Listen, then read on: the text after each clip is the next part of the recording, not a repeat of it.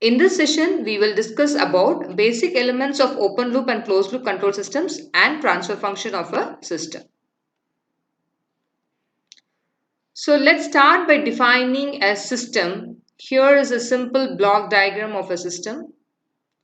A system is an arrangement of physical components connected or related in such a manner to act as an entire unit. It acts on the input and produces the appropriate output. So control system is also a system, but the objective of this system is to control or regulate the output by varying the input. For example, the driving system of an automobile. Here, speed of the automobile is a function of the position of its accelerator. A desired speed can be maintained or a desired change in speed can be achieved by controlling pressure on the accelerated pedal. Here the input signal is the force on the accelerated pedal, which through linkages causes the carburetor valve to open or close so as to increase or decrease fuel flow to the engine, bringing the engine vehicle speed to the desired value. This automobile driving system, comprising of accelerator, carburetor and engine vehicle, constitutes a control system. So, control system is broadly classified into open loop control system and closed loop control system. Here are the block diagrams of it. Let me start with closed loop control system. The input to the entire system is called as reference input or command input, which corresponds to the desired output. If due to external disturbances, the output deviates from desired output, the feedback elements measure the controlled output and convert it to a suitable value so that it can be compared with reference input. An error detector senses the difference between reference input and the feedback signal. The difference between the reference input and feedback signal is known as error signal. This signal is input to the controller or control elements, which produces a control signal, also called as activating signal. This control signal manipulates the system or plant or process so that desired output is obtained. So this block can be a plant or a process or a system. The controller acts until the error between the output variable and the reference input is 0. If feedback path is absent, the system becomes an open loop control system. Here, the output has no effect on the control action. For a given input, the system produces a certain output.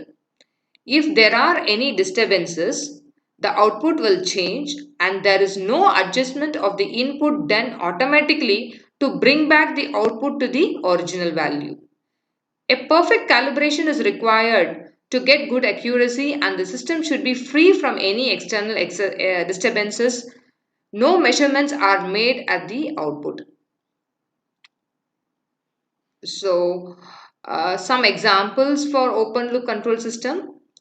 A traffic control system is a good example for an open loop system.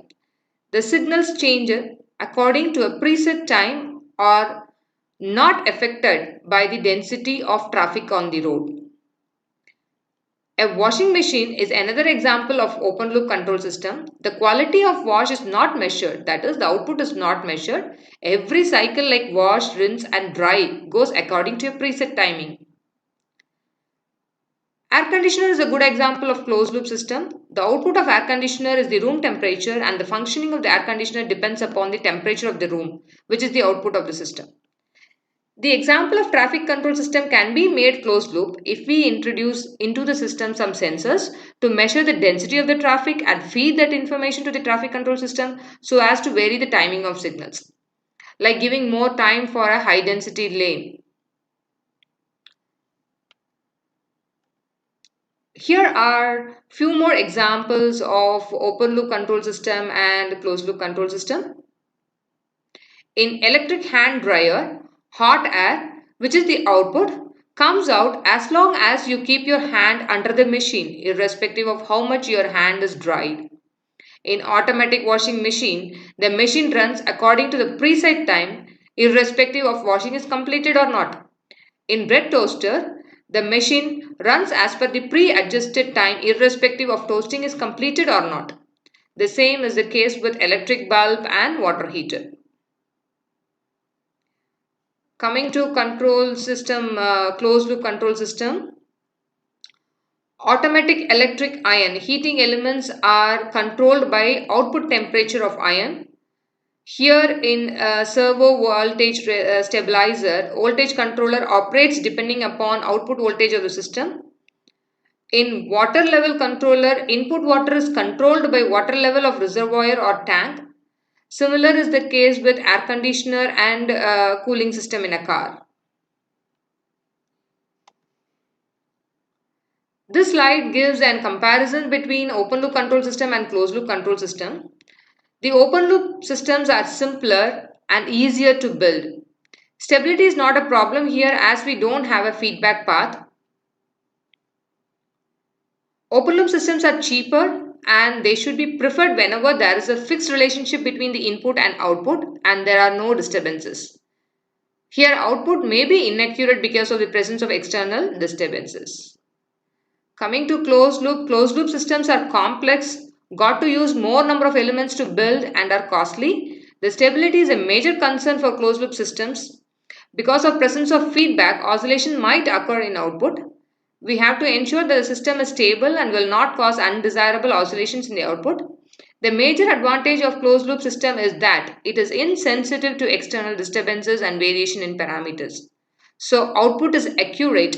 Any deviation in the output is automatically corrected and this facilitates automation. That's why they're also called automatic systems. Maintenance of closed loop system is more difficult than open loop systems. Because of the presence of feedback, overall gain of the system is reduced, which is not the case with open loop control system.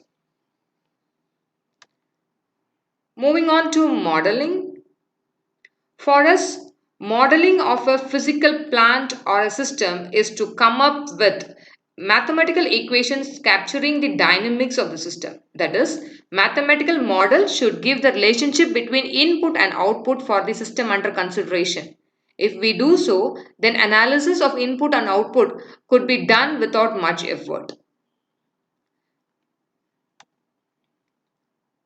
There are three types of mathematical models: differential equation model, transfer function model, and state space model. In differential equation model, dynamics of the system is represented in terms of differential equations. That is, it is a time domain representation of a system.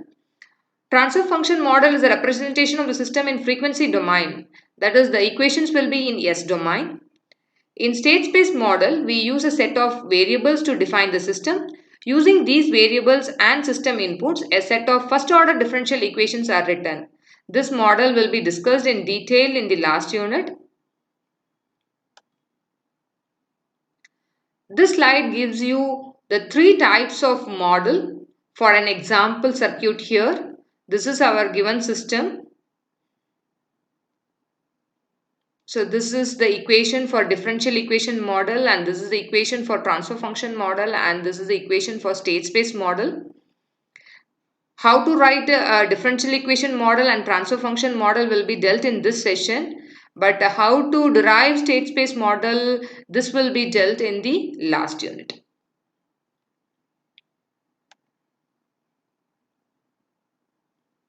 So what is transfer function? This is the function which describes your system. It will give you the relationship between your input and output and it is obtained by the ratio of Laplace transformation of output variable to that of Laplace transformation of input variable with zero initial conditions. That's more important, which means under the condition of no initial energy stored in the system. We have taken here y as the output variable and u as the input variable. So the transfer function is y of s by u of s and the transfer function is given the name g of s here.